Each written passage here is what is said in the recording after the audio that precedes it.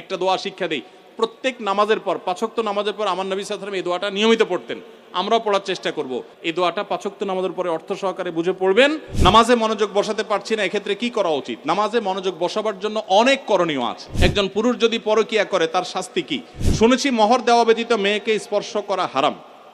তাহলে যদি মেয়ের বাবা বা মেয়ের পরিবারের লোক এই পরিমাণ মোহর ধার্য করে যে ছেলের পক্ষে দেওয়া সম্ভব নয়, তাহলে এই অবস্থা ছেলের করণীয় কি? আমি এবং আমার ভাই মাঝে মধ্যে শুধু ফুচকা, ছোলা বুট বা চটপটি খেয়ে থাকি। এখন এগুলো খাওয়া কি ইসলাম নিরুৎসাহিত করে, এবং এগুলো খাওয়ার আগে বিসমিল্লাহ বলে খেলে কি ইবাদত হবে? ফুফাতো বোন, খালাতো বোনকে বিয়ে করা জায়েজ আছে কিনা? আমার ভাগ্নির বয়স 12 বছর, তার কি এখন পর্দা করা ফরজ, এবং সর্বনিম্ন কত বছর বয়সের ছেলের সাথে দেখা দেওয়া জায়েজ আছে? অনুগ্রহ করে জানবেন। শুনেছি মোহর দেওয়া ব্যতীত মেয়েকে স্পর্শ করা হারাম। তাহলে যদি মেয়ের বাবা বা মেয়ের পরিবারের লোক এই পরিমাণ মোহর ধার্য করে যে ছেলের পক্ষে দেওয়া সম্ভব নয়, তাহলে এই অবস্থা ছেলের করণীয় কি? হ্যাঁ, বুঝছি, আমি প্রশ্ন কমন পায়ে পড়ে গেছে, এই তো। আচ্ছা শুনেন, যারা ঠিক ঠিক করছে এই সব হয় আবিয়াত্তা পুরুষ, আর না হলে বিয়ে করে বেচারা ফাইসা গেছে। শুনেন, ভালো করে শুনেন। প্রথম কথা হলো যে মোহর দেওয়া ছাড়া স্ত্রীকে স্পর্শ করা হারাম, এই কথা ভুল। প্রশ্নে যিনি লিখেছেন এটা সঠিক কোনো কথা না। মোহর ধার্য করলে সেটা দিতে হবে বাধ্য। আল্লাহ বলেছেন ওয়াতুন নিসা সাদুকাতিহিন্না নিহলা, তোমরা তোমাদের স্ত্রীদের মোহর পরিশোধ করে দাও, এটা তাদের প্রাপ্য অধিকার, এটা দিয়ে দিতে হবে, এটা ক্লিয়ার। তবে সে দেওয়াটা আপনি নগদও দিতে পারেন, পরেও দিতে পারেন। তবে মেয়েরা একটা মাসালা জানে না, যদি মেয়েরা মাসালা জানতো বাসর ঘরে ঝুলে ফেলতো আপনাদেরকে। মাসালাটা হলো, যদি কোনো মেয়ে দাবি করে যে মোহর যা ধার্য হয়েছে, আপনি আমার স্বামী, সবই ঠিক আছে, আগে মোহর ফেলেন তারপরে সামনে আগান, এটা যদি কোনো মেয়ে বলতে চায়, ইসলাম তাকে সম্পূর্ণ সেই অধিকার দিয়েছে। কিন্তু আমাদের সমাজে মেয়েরা মাসআলা আমার কাছে শোনার পরও বলবে না। এটা কেন বলবে না? কারণ আমাদের সমাজে পুরুষগুলো এমন রাক্ষসের মতো এবং এমন জালিম, এমন অত্যাচারী, বেশিরভাগ, সবার কথা বলছি না, যে এই কথা যদি মেয়ে বলে বাসর রাতে, ঠিক আছে স্বামী, সবই ঠিক আছে, আপনার সাথে আমার বিয়ে হয়েছে, সব ঠিক আছে, মোহর ধার্য হয়েছে, এটা আমার প্রাপ্য, আল্লাহ কোরআনে বলছেন, অতএব এটা দিয়ে দেন। ছেলে বাসর তুইয়া পালায় দৌড় দিবে, বলবে এই মেয়ে বাসর রাতে এখনই অবস্থা করতেছে, আল্লাহ জানে আমারে কোথায় ঝুলায়। ঠিক না বে ঠিক? অথচ এটা ঠিক না। সব কথাই তো ঠিক ঠিক বলেন। এই ওয়াজ মাহফিলের একটা সমস্যা হলো, ঠিক হলেও ঠিক, ঠিক না বে ঠিক? এটাও ঠিক। আচ্ছা যাক, শুনেন, নবী করিম সাল্লাল্লাহু আলাইহি সাল্লামের মেয়ে, ভালো করে শুনে রাখেন, নবী করিম সাল্লাল্লাহু আলাইহি সাল্লামের কন্যা ফাতেমা রাদিয়াল্লাহু তাআলা আনহা, তার বিয়ে হয়েছে কার সাথে? আল্লাহু আকবার, আলী রাদিয়াল্লাহু তাআলার মতো ইসলামের খলিফার সাথে তার বিয়ে। ফাতেমা রাদিয়াল্লাহু তাআলা আনহা তার বাবা নবী করিম সাল্লাল্লাহু আলাইহি সাল্লামকে বলেছেন, বিয়ে হয়েছে আব্বা, ঠিকই আছে, বাট আমার দাবি হলো মোহর যেটা ধার্য হয়েছে সেটা যেন আমাকে আগে পরিশোধ করে দেওয়া হয়। আজ আমাদের সমাজে মেয়েদের সে অধিকার দেই আমরা? এই সমাজের সবচেয়ে বেশি অবিচার আমরা পুরুষরা মেয়েদের প্রতি করে থাকি। বিয়ে করেছেন আর মোহর পরিপূর্ণ পরিশোধ করছেন, এরকম বাপের বেটা যারা, তারা হাত তোলেন। কয়টা বাপের বেটা দেখছেন এখানে? হাত গণেন তো, কয়টা হাত? লা হাওলা ওয়ালা কুওয়াতা ইল্লা বিল্লাহ। স্টেজেও হাত উঠে নাই, নামান, ইজ্জত বাঁচান। উঠছে মানে অল্প স্বল্প উঠছে, আমি সবার কথা বলছি না। আমি দিয়ে দিয়েছি আলহামদুলিল্লাহ, আমি হাত উঠেছি। কিন্তু শুনেন, বাকিরা হাত উঠেছেন তার মানে কি সব অবিবাহিত? মোটেই না। কিন্তু মোহর দেন নাই। মোহর যদি ধার্য হয়ে থাকে তাহলে সেটা দিতে হবে, কথা ক্লিয়ার। মোহর না দিলে স্ত্রীকে সেটা হারাম হবে, হারাম। আপনি পাওনাদারের পাওনা না দিলে যেরকম হারাম হয়, স্ত্রীর মোহর না দিলে সেটা গুনাহ হয়। হ্যাঁ, পাওনাদারের পাওনা যেরকম আপনি সময় নিয়ে তার কাছ থেকে 1 বছর 2 বছর পরেও দিতে পারেন, স্ত্রীর মোহরটা এরকম পরে দিলেও আদায় হয়ে যাবে। বাট যদি না দেন, মেরে দেন, যে আর স্ত্রীর আর কি দিবে, সেটা আমার ঘরওয়ালি, তাহলে কিন্তু আপনি ধরা খেয়ে গেছে। কথা কি বুঝে আসছে? অনেক আমাদের দেশে মেয়েরা এত সহজ সরল।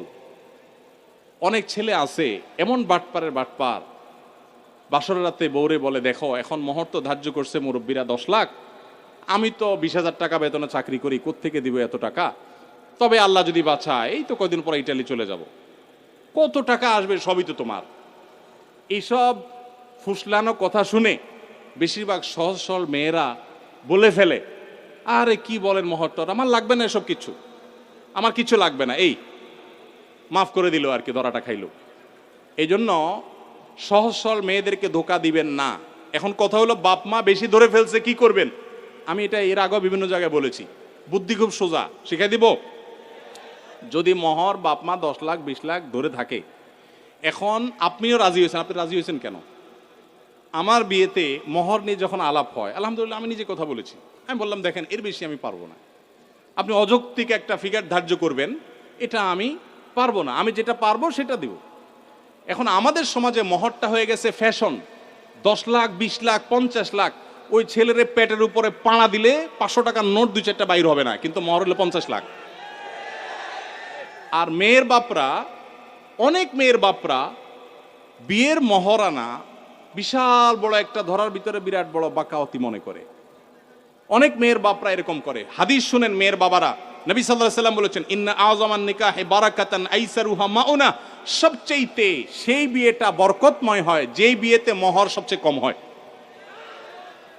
ভালো করে শুনেন মেয়ের বাবারা, যেই বিয়েতে মহরের পরিমাণ কম ধরা হয় সেই বিয়ে বেশি বরকতময় হয়। আমি এর আগেও বিভিন্ন মাহফিলে চাক্ষুষ হাজির করেছি, যারা মুরব্বী আছেন এখানে খবর নিয়ে দেখেন 10 টাকা 15 টাকা 20 টাকা মহর ধার্য করা হয়েছে। আপনি বলবেন সে আমলের 15 টাকা, বুঝলাম সে আমলে 15 টাকা, এখনকার 15,000 টাকা বা 1.5 লাখ টাকা, এর বেশি তো না। তখনকার 15,000 এখন 15 কোটি সমান তো আর না, কিন্তু তখনকার ওই 15 টাকার বিয়ে যতটুকু টিকছে এখন 50 লাখ টাকার বিয়ে অতটুকু টিকে না। অনেক বাপমা মনে করে এটা বোধহয় বিয়ে টিকানোর একটা উসিলা, এই জন্য যত বেশি ধরবো বিয়ে তত টাইট হবে। না, এগুলো সঠিক কথা না। এটা প্রথম কথা। দ্বিতীয় কথা হলো 15 লাখ 20 লাখ 10 লাখ 50 লাখ বাকাওয়াতি করে জাহির করলেন, আপনার মেয়ে 1 টাকাও পাইল না। মানে কি? যতটুকু ধার্য করা হবে ততটুকু দিতে হবে। এই জন্য ছেলেরা যদি কোনো কারণে মুরব্বীদের কথা ফুসলানিতে পড়ে আপনি রাজি হয়ে থাকেন, রাজি হয়ে গেছেন 20 লাখে সই করে দিয়েছেন, রাজি হয়ে গেছেন, এখন আপনার বাঁচার উপায় আছে একটা, হয় পুরা টাকা আদায় করে দিবেন, আর না হয় বইয়ের কাছে একটা দরখাস্ত লিখবেন। কি লিখবেন? দরখাস্তে লিখবেন, বরাবর প্রিয়তমা স্ত্রী, বিষয় মহর মওকুফের আবেদন, যথাবিহিত সম্মান প্রদর্শন পূর্বক নিবেদন এই যে আমি অমুক অমুক আপনার নাখান্দা স্বামী, বিবাহের সময় মুরব্বীদের পীড়াপিড়িতে রাজি হয়ে এত টাকা ধার্য হয়েছে, আমি রাজি হয়ে গিয়েছিলাম, তখন বুঝি নাই যে এটা দিতে হবে, এখন যেহেতু জানলাম এটা দিতে হবে আর এত টাকা দেওয়ার ক্ষমতা আমার নাই, আমি গরিব মানুষ, অতএব অনুগ্রহ করে আপনি সেখান থেকে কিছু কমায়া দিয়া বাধিত করিবেন। স্ত্রী যদি সেই অ্যাপ্লিকেশন গ্রহণ করে বলে ঠিক আছে তুমি গরিব মানুষ, যাও 50% মাফ করে দিছি বা 40% বা 90% মাফ করে দিছি, ঠিক আছে এত দাও বাকিটা মাফ, তাইলে আপনি মাফ পাবেন। আর যদি স্ত্রী মাফ না করে তাহলে বলবেন ঠিক আছে আমি আপনার থালা বাসন কোসন ইত্যাদি ধুয়ে দিব, এটার বাবদ আপনি কিছু মাফ করে দেন। মানে খোলাসা কথা হলো যেভাবেই হোক স্ত্রীর কাছ থেকে আপনাকে মাফ আদায় করতে হবে। চেষ্টা করবো তো আমরা সবাই। মহর আদায় করা ছাড়া কোনো মানুষ যেন মারা না যায়। সবাই দিবেন তো ইনশাল্লাহ? মহর আদায় করে দিবেন। বেশি হয়ে থাকলে স্ত্রীকে বুঝান, আমি যদি একটু রসিকতা করে বলেছি, আপনি বুঝান স্ত্রীকে, দেখো বেশি হয়ে গেছে, তুমি তো দেখতেছো আমার অবস্থা, এখন তুমি একটু স্যাক্রিফাইস করো, আন্ডারস্ট্যান্ডিং করেন। সে যদি কমায় দেয় তাহলে সেটা জায়েজ আছে, কোনো অসুবিধা নাই। এই জন্য কাঠি কিন্তু বইয়ের হাতে, যাদের মহর বেশি ধরা হয়ে গেছে বইয়ের সাথে বেশি তাফালিং করবেন না, নরম নরম সুরে মাফ করায় নেবেন অন্তত। আমি এবং আমার ভাই মাঝে মধ্যে শুধু ফুচকা, ছোলা বুট বা চটপটি খেয়ে থাকি। এখন এগুলো খাওয়া কি ইসলাম নিরুৎসাহিত করে? এবং এগুলো খাওয়ার আগে বিসমিল্লাহ বলে খেলে কি ইবাদত হবে? যে কোনো খাবারের শুরুতে বিসমিল্লাহ বলবেন, কিন্তু ফুচকা চটপটি বা যেটাই খান দেখবেন এটা স্বাস্থ্যসম্মত কিনা। আপনি রুগী, আপনার সমস্যা হয় পেটে, আপনি এগুলা খান আর গ্যাস্ট্রিকের ওষুধ খান, এটা আমাদের বেশিরভাগ লোকের অভ্যাস, তাই না? একদিক দিয়ে এগুলা খাবে, চানাচুর ফুচকা খাবে, চটপটি খাবে, আবার খায় কি খাবে? গ্যাস্ট্রিকের ওষুধ খাবে। আমরা স্বাস্থ্য অসচেতন মুসলমানরা। আমার অবাক লাগে যখন জাপান, কোরিয়া এবং পৃথিবীর বিভিন্ন দেশে মানুষদেরকে দেখি, তারা স্লিম, তারা সুন্দর চিকন, আমার অবাক লাগে, তাদের লাইফ স্টাইলটা সুন্নাহসম্মত। তারা এমন কোনো খাবার খায় না যেটা তাদের স্বাস্থ্যকে নষ্ট করতে পারে। আমরা মুসলমানরা উল্টাপাল্টা খাই। নবী সাল্লাল্লাহু আলাইহি সাল্লাম খাবারকে কন্ট্রোল করার শিক্ষা দিয়েছেন। আমরা লাগামহীন খাই, এই জন্য মেদ ভুঁড়ি হয়ে যায়, অল্প দিনে মোটা হয়ে যায়। অনেকে অবশ্য খাওয়ার কারণে মোটা হয় না, জিনগত বা অন্য কারণে মোটা হয়, তাদেরকে আবার দোষ দিয়েন না। কিন্তু আমাদের খাবার ক্ষেত্রে লাগামহীনতা, এটা আমাদের দোষ। এই দোষ থেকে আমাদেরকে বেরিয়ে আসতে হবে। একজন পুরুষ যদি পরকীয়া করে তার শাস্তি কি? পুরুষ যদি পরকীয়া করে কিংবা নারী পরকীয়া করে, শাস্তি একই। মনে রাখবেন, আল্লাহর জমিনে সবচেয়ে ভয়াবহ অপরাধ, যেই অপরাধের শাস্তি সবচেয়ে জঘন্য, সেটা হলো এই পরকীয়া। অর্থাৎ বিবাহিত পুরুষ এবং নারী যদি হারাম সম্পর্কে লিপ্ত হয়, তাদের শাস্তি সবচেয়ে ভয়াবহ। কেন শাস্তি ভয়াবহ জানেন? এক সময় আমি গত কিছুদিন আগে বাংলাদেশি এক ভাইকে থাইল্যান্ডে দেখা হয়েছে, অনেক বয়স। ওনাকে জিজ্ঞেস করলাম বাচ্চা কাচ্চা কয়জন? বললো যে 2 জন। তো বললাম এত কম বাচ্চা কাচ্চা, কোনো বিধিনিষেধ আছে নাকি? বলে না ভাই, এক সময় আমাদের এই দেশে, থাইল্যান্ডের কথা আমি বলছেন, যে সন্তান বেশি নিলে সরকার পারমিট করতো না, 2টা বেশি পারমিশন দিত না। আর এখন সরকার উল্টা, বরং সন্তান বেশি নিলে আরো ভাতা দেয়। একই সমস্যা চায়নাতে। চাইনিজরা বিয়েকে মানে সন্তান গ্রহণ করার ক্ষেত্রে অনেক কড়াকড়ি করেছে। এখন বর্তমানে চাইনিজ সরকার পাগল পরা হয়ে যাচ্ছে, কারণ জেনারেশন গ্যাপ তৈরি হচ্ছে, সন্তান কেউ নিচ্ছে না। ইতালিরও একই অবস্থা। গোটা পৃথিবী আজকে সাফার করছে এইগুলোর কারণে। কিগুলোর কারণে? এই বিবাহ বহির্ভূত সম্পর্ক যত বেশি কোন সমাজে চালু হবে, সে সমাজে মানুষের জন্মের হার কমে যাবে। মানুষ বিয়ে করবে না, ওই অবৈধভাবে তার চাহিদা পূরণ করবে এবং সন্তান জন্মের হার কমে যাবে, ওই ভয়াবহতার দিকে চলে যাবে। এই জন্য এটাকে হারাম করা হয়েছে এবং মৃত্যুদণ্ড এটা শাস্তি। কোন স্বামী কোন স্ত্রী যদি পরকীয়া লিপ্ত হয়, আল্লাহর জমিনে সে সবচেয়ে বড় অপরাধী। শিরকের পর যে বড় অপরাধগুলো, তার মধ্যে থেকে একটা। অতএব এখান থেকে বেরিয়ে আসতে হবে আল্লাহর ভয়ে, এবং তাদেরকে নসিহা করতে হবে। নবী সাল্লাল্লাহু আলাইহি সাল্লাম পরকীয়ায় যারা আসক্ত, বা অন্যের মানে একজন পুরুষ হয়ে নারীর প্রতি, নারী হয়ে অন্য পুরুষের প্রতি যারা আসক্ত, তাদেরকে বলেছেন তোমার স্বামীর কাছে, তোমার স্ত্রীর কাছে যা আছে, অন্য নারী বা অন্য পুরুষের কাছে একই জিনিস আছে, ভিন্ন কিছু নয়। অতএব শয়তান তোমাকে বুঝায় না তুমি ওখানে গেলে সুখ পাবা, শান্তি পাবা। অতএব এগুলো থেকে আমাদের বেরিয়ে আসতে হবে। এরপরে প্রশ্ন হলো, ফুফাতো বোন খালাতো বোনকে বিয়ে করা জায়েজ আছে কিনা? ফুফাতো বোন, খালাতো বোন, চাচাতো বোন, মামাতো বোন, এদের সবাইকে বিয়ে করা জায়েজ।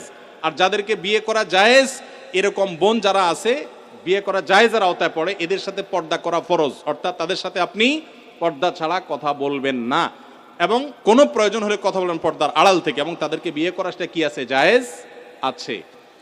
নামাজে মনোযোগ বসাতে পারছি না, এক্ষেত্রে কি করা উচিত? নামাজে মনোযোগ বসাবার জন্য অনেক করণীয় আছে। নামাজে মনোযোগ ধরে রাখতে পারেন না, এই সমস্যা কি আপনাদেরও আছে ভাই? আছে? নামাজে মনোযোগ ধরে রাখতে পারেন না? আজকে আমি আপনাদেরকে নামাজে মনোযোগ ধরে রাখার জন্য কয়েকটা টিপস, কয়েকটা পরামর্শ দিয়ে যেতে চাই, এবং আমি নিজে এগুলোর উপরে আমল করে আলহামদুলিল্লাহ ফল পেয়েছি, পরীক্ষিত।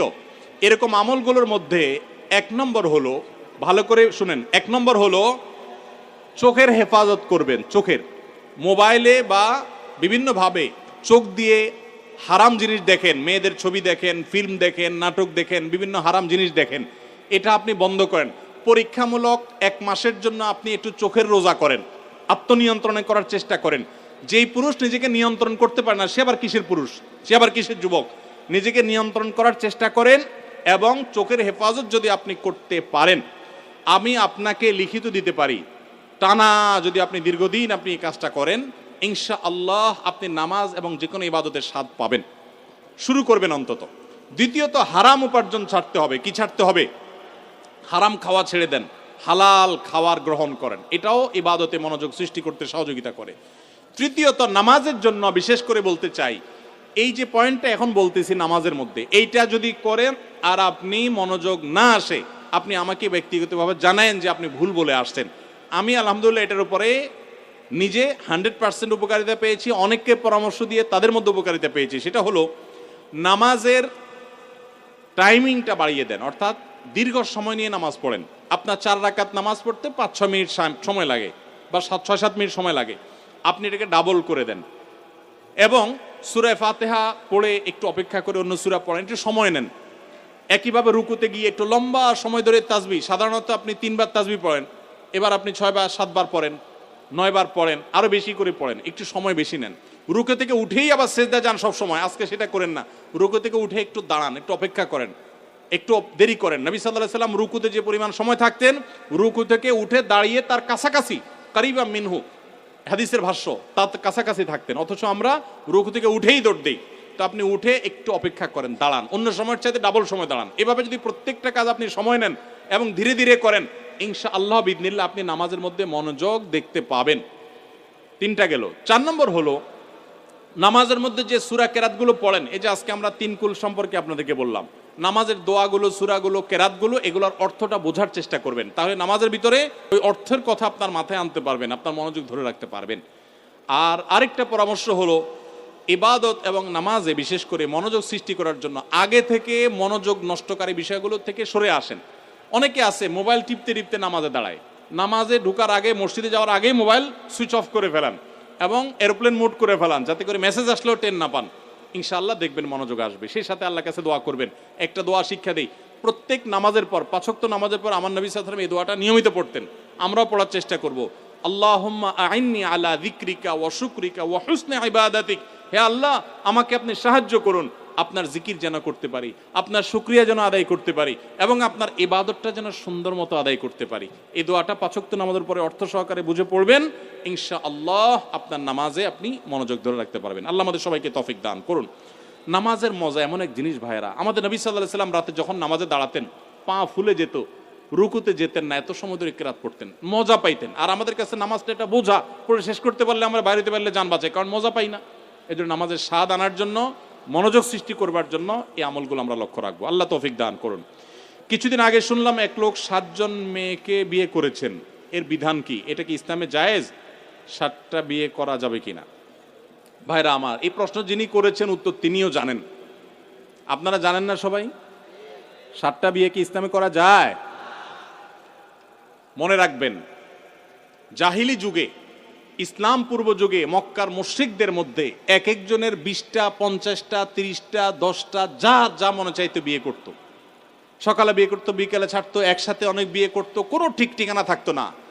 নারীকে অপমান করার, নিগৃহীত করার, নির্যাতিত করার, ছোট করার, তুচ্ছ তাচ্ছিল্য করার এমন কোনো উপায় ছিল না যেগুলো মক্কার মুশরিকরা অবলম্বন করত না। শুধুমাত্র সন্তান কন্যা হয়েছে এই কারণে বাবার মুখ কালো হয়ে যেত। আছে না নাই কোরআনে? ওয়াইদা বুশরা আহাদুহুম বিল উনসা যাল্লা ওয়াজহুহু মুসওয়াদ্দান ওয়া হুয়া কাযীম, আল্লাহ বলেছেন কারোর সন্তান কন্যা হয়েছে এই সংবাদটা দিলে তার মুখটা কালো হয়ে যেত। এখনো এরকম কিছু মূর্খ, কিছু জাহেল আছে যে মেয়ে যদি একের পর এক হতে থাকে মুখটা কালো হয়ে যায়, বলে যে আমি ছেলে একটাও হয় নাই, 3টা মেয়ে ছিল, এখন আরেকটা হয়েছে হুজুর, এখন বংশে চেরাগ দিবে কে, বংশের বাতি জ্বালাবে কে? আমি বলি ভাই, আপনি মরে শুটকি হবেন, জান্নাতে যাবেন না জাহান্নামে যাবেন তার ঠিক ঠিকানা নাই। আপনার বংশের চেরাগ জ্বললো না, হারিকেন জ্বললো না, লাইট জ্বললো না, মোমবাতি জ্বললো না, হেজাক লাইট জ্বাললো, এটা আপনার জানার কোনো বিষয়? মনে রাখবেন, ইমাম মালিক রহমতুল্লাহ আলাইহি বলেছেন আল আম্বিয়া ও আবুল বানাত, বেশিরভাগ নবীদেরকে আল্লাহ তাআলা মেয়ের বাপ বানিয়েছেন। 3টা মেয়ে সন্তান যদি কারোর হয়, এমনকি হাদিসে 2টার কথা বলা হয়েছে, যদি কারোর হয়, এগুলোকে সঠিকভাবে লালন পালন করে, এদের প্রতি সুবিচার করে, ইনসাফ করে, যোগ্য পাত্রস্থ করে, দ্বীন শিখায়, আল্লাহর সাথে পরিচয় করা, এই ব্যক্তির জান্নাতের গ্যারান্টি নবী সাল্লাল্লাহু আলাইহি সাল্লাম দিয়েছেন। আমি কোনো হাদিসে পাই নাই 1 ডজন ছেলের বাপ হলে এরকম কোনো ফজিলতের কথা আমি পাই নাই কোনো হাদিসে, কিন্তু মেয়েদের ব্যাপারে এরকম বলা আছে। এরপরও জাহিলি যুগের মানুষরা যখন জীবন্ত মেয়েদেরকে কবরস্থ করত, ইসলাম তখন এসে মেয়ের বাবা হওয়াকে এত মর্যাদার বলেছে। এই কোরআনে একটা সূরা আছে, কোরআনের সবচেয়ে বড় সূরাগুলার একটা, সবচেয়ে দীর্ঘ কলেবরে সূরাগুলার একটি হলো সূরাতুন নিসা। নিসা মানে কি? নারীগণ। নারীগণদের জন্য স্পেশাল সূরা আছে, পুরুষগণ নামে স্পেশাল কোনো সূরা কোরআনে নাই। এরপরও এই দেশে জমি জমার যত দলিল আছে, যারা দলিল নিয়ে কাজ করে ওনাদেরকে জিজ্ঞাসা করে দেখেন বা অনলাইনে সার্চ দিয়ে দেখেন গুগলে, ম্যাক্সিমাম জমি জমার মালিক ছেলেরা। মেয়েদের নামে দলিল আপনি এখন দেখতে পাবেন ম্যাক্সিমাম পরিবারে নাই, কারণ মেয়েদেরকে আমরা বঞ্চিত করি। তো এরকম মেয়েদের প্রতি জুলুম, তাদের প্রতি নিগৃহীত করা হতো ইসলাম পূর্ব জাহিলি যুগে। যেহেতু একজন পুরুষ মনে চাইলে 10টা, 15টা, 20টা বিয়ে করতো, লাম্পট্য করতো, বিয়ের নামে লাম্পট্য করতো, ইসলাম সেটাকে নিয়ন্ত্রণ করে দিয়েছে। না, এভাবে ছেলেমি, এভাবে পাগলামি চলবে না। তোমাদের 2টা, 3টা বা সর্বোচ্চ 4টা পর্যন্ত বিয়ে করা জায়েজ আছে। একই সময়ে 4 জন স্ত্রী সর্বোচ্চ থাকতে পারে যদি প্রয়োজন হয়, এবং যদি তাদের মধ্যে সমতা বজায় রাখতে পারো বহু যদির পর। আর যদি সেটা না পারো, খবরদার সমতা করার মতো মানসিক সে শক্তি নেই যে আমি একজনের প্রতি দুর্বল হয়ে আরেকজনের হক নষ্ট করব, আরেকজনের কাছে যাবই না, ভরণ পোষণ দেবই না, একজনকে বেশি দিব, এরকম একদিকে ঝুঁকে পড়তে পারি। আমার যদি সে আশঙ্কা থাকে তো আল্লাহ বলেছেন ফাওয়াহিদা, তাহলে খবরদার তুমি একটি বিয়ে করবে। অতএব আমাদের সমাজে অনেক সময় শোনা যায় অমুকে এতটা বিয়ে করছে, 4টার বেশি, 7টা 6টা, এগুলো নিয়ে অনেক সময় মিডিয়াকে খুব মাতামাতি করতে দেখা যায়। মিডিয়া একটা বেশি দ্বিতীয়টা বিয়ে করলে সেটাকে খুব বাঁকা চোখে দেখে, খোঁচাখুচি করে। 7টা বিয়ে করছে এটাকে ভাবখানা এমন যে অ্যাপ্রিসিয়েট করতেছে। এই বিয়ে প্রমাণ করছে যে বিয়ে সম্পর্কে এই ব্যক্তি বা যারা এটাকে অ্যাপ্রিসিয়েট করতেছে তারা সম্পূর্ণ মূর্খতার স্বর্গে বাস করছে। তারা কোরআন হাদিস সম্পর্কে ন্যূনতম কোনো ধারণা নাই। 4টির অধিক স্ত্রী যদি কেউ রাখে একসঙ্গে তাহলে সেই বিয়ে ইসলামী শরীয়তের দৃষ্টিকোণ থেকে বাতিল, সেটা অগ্রহণযোগ্য, সেটা হারাম রিলেশন, সেটা কোনো বিয়ে না, সেটা বিয়ের নামে তামাশা। ইসলামী বিচার ব্যবস্থা থাকলে এই যুবক কঠিন শাস্তির মুখোমুখি হবে। এমনকি বর্তমান প্রচলিত আইনেও এই যুবক অপরাধী, কারণ প্রচলিত আইনেও 4টি বেশি বিয়ে করার কোনো রাইট কারোর নাই। বিধায় আমরা অনেকে এগুলোকে খুব মজা লই, জমুকে 7টা বিয়ে করছে, খুব রসিকতা করি। এই অপরাধ কর্ম নিয়ে রসিকতা করা, বিশেষ করে সেটাকে স্বাভাবিকরণ করার চেষ্টা করা, এটাও এক ধরনের অপরাধ। বিশেষ করে যখন স্বাভাবিকরণের চেষ্টা আমরা করি, আমাদেরকে অন্যায়কে অন্যায় জেনে সেটাকে ঘৃণা করতে হবে, ঘৃণা প্রকাশ করতে হবে। এটা নিয়ে হাসাহাসি করে, এটাকে তাচ্ছিল্য মানে রসিকতা করে এটাকে স্বাভাবিক করার চেষ্টা করা যাবে না। আমার ভাগ্নির বয়স 12 বছর, তার কি এখন পর্দা করা ফরজ এবং সর্বনিম্ন কত বছর বয়সের ছেলের সাথে দেখা দেওয়া জায়েজ আছে, অনুগ্রহ করে জানবেন। আপনার ভাগ্নির বয়স যদি 12 বছর হয়ে থাকে, দেখতে হবে সে প্রাপ্তবয়স্ক হয়েছে কিনা। মেয়েদের প্রাপ্তবয়স্ক মিন শুরু হলে শুরু হয়, তাহলে সেক্ষেত্রে প্রাপ্তবয়স্ক হতে পারে 12 বছর বা তার আগেও। যদি সেটা না হয় তাহলে সেক্ষেত্রে মাসিকের যে আলামত আছে সেগুলো যদি প্রকাশ না পায়, ছেলেদের আপনার স্বপ্নদোষ হওয়া বা আরও যে সমস্ত গোপ দাড়ি উঠা, এগুলো যদি দেখা না যায় তাহলে সেক্ষেত্রে যদি 12 বছরের মেয়ে প্রাপ্তবয়স্ক মেয়েদের মতো গ্রোথ হয়ে যায়, নজরে পড়ার মতো হয়, তাহলে তাদের তখন থেকে পর্দা করা উচিত। দেখেন ইসলাম মেয়েদেরকে পর্দা করতে কেন বলেছে বলেন তো? আমাদের সমাজের অনেক ভাইরা এখনো মনে করে ইসলাম মেয়েদেরকে বলছে বোরকা পরে চলতে, পর্দা করে বলতে, কই পুরুষদেরকে তো এত কষ্ট করতে বলে নাই, তাহলে ইসলাম মেয়েদের প্রতি জুলুম করছে। মায়ের চেয়ে মাসির দরদ বেশি দেখান না? ইসলাম মেয়েদেরকে আপনাদের মতো লোভী পুরুষদের কুদৃষ্টি থেকে, বাজে নজর থেকে বাঁচাবার জন্য পর্দা করতে বলেছে। এই পর্দা নারীর প্রগতির পথে অন্তরায় নয়। গত কয়েক বছর আগে সারা দেশের মেডিকেল ভর্তি পরীক্ষায় প্রথম স্থান অধিকারকারিণী এক বোন আমার আগাগোড়া পর্দা করে পরীক্ষা দিয়ে গোটা দেশের ছেলে মেয়ে সবাইকে পিছনে ফেলে 1 নম্বর হয়েছে। তাহলে পর্দা কি মানুষের উন্নতির পথে অন্তরায় হয়? আমার অবাক লাগে পৃথিবীর সে সমস্ত মানুষদেরকে দেখলে, যে সমস্ত মানুষগুলোকে দেখি যে তারা নারীদেরকে স্বাধীনতার নাম দিয়ে নারীদেরকে হাফ প্যান্ট পরায় দিছে। এসির মধ্যে কোনো হল রুমে ঠান্ডা, পুরুষগুলার সবগুলো একেবারে ফুল প্যান্ট পরে, আপনার জ্যাকেট ট্যাকেট পরে সে নিজেকে সেভ করে ফেলছে। আর ওই বেচারি মেয়েকে বুঝাইছে তোমার আধুনিকতা হলো তুমি হাফ প্যান্ট পরো, উপর দিকেও শর্ট, নিচের দিকেও শর্ট থাকুক। আমার কথা হলো এই শীত বেচারিদের আছে না নাই? না শুধু পুরুষদের শীত আছে? তো শীতের ঠান্ডা খাওয়াইতেছেন তারা আধুনিকতার নাম দিয়া। আমি এর আগে বলছি মিডিল ইস্টে অনেক পুরুষ আছে নামাজ কালাম ঠিক মতো পড়ে না, বিড়ি সিগারেট খায়, অনেক উল্টাপাল্টা করে, অনেক হারাম কাজ করে, কিন্তু বউরে পর্দা ঠিক মতো রাখে। কেন জানেন? কারণ কি জানেন? নামাজের গুরুত্ব যে বুঝলো না সে বউর পর্দার গুরুত্ব এত বেশি বুঝলো কিভাবে? কারণ হলো সে জানে একজন নারীকে খোলামেলা ভাবে যদি বাহিরে পাঠানো হবে, পুরুষদের মধ্যে তিনি যদি আসা যাওয়া করেন, বেশিরভাগ পুরুষরাই তাকে নিয়ে মনে মনে কি চিন্তা করে? কি চিন্তা করে? খারাপ চিন্তা করে। আপনাদের মনে এরকম কোনো খারাপ কিছু চোখে পড়লে মনে খারাপ চিন্তা আসে?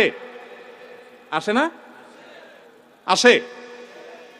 তাহলে তো আপনারা স্বীকার করছেন। তাহলে আপনি যদি আরেকজনের মেয়েকে খোলামেলা বা একটু অশ্লীল পোশাকে দেখার পর আপনার মনে বাজে চিন্তা আসে, এবার আপনার বোন, আপনার স্ত্রী, আপনার মা যখন বাহিরে যাবে তাকে যদি খোলামেলা পোশাকে আপনি যেতে দেন, তাহলে অন্য সব পুরুষরা কি চিন্তা করবে? আপনি নিজে কি চিন্তা করেন এরকম মেয়েদেরকে দেখে সেটা চিন্তা করেন। ইসলাম সেজন্য পর্দার কথা বলেছে। এটা আমার মা বোনদের মর্যাদা রক্ষা করবার জন্য বলেছে, আর কিছু না। যত মূল্যবান জিনিস তত বেশি সংরক্ষণ করা হয় যাতে লোলুপ কোনো দৃষ্টি সেখানে না পড়ে। আল্লাহ আমাদেরকে পর্দার গুরুত্ব বোঝার তৌফিক দান করুন।